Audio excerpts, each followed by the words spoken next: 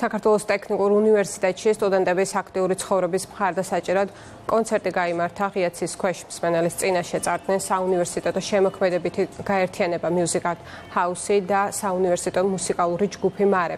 როგორც აღინიშნა, მსგავს საღამოებს სტუდენტებისთვის დიდი როლი აქვთ. საღამო იყო დაუვიწყარი თავისი ემოციებით, თავისი განწყობით, გემოვნებიანი მუსიკა იყო, ხალხისგანაც მივიღეთ ის მუხტი, რაცაც ველოდით. ყველაფერმა კარგად ჩაიარა და აქვე მინდა მადლობა გადავუხადოთ თითოეულ იმ ადამიანს, ვინც მოვიდა ჩვენთან, მოусმინა ჩვენს მუსიკას. საუნივერსიტეტო ცხოვრება მოიცავს პირველ რიგში რა თქმა უნდა მაღალ დონის პროფესიონალების აღზრდას. ჩვენი ქვეყნის ღირსეული მამული შვილების.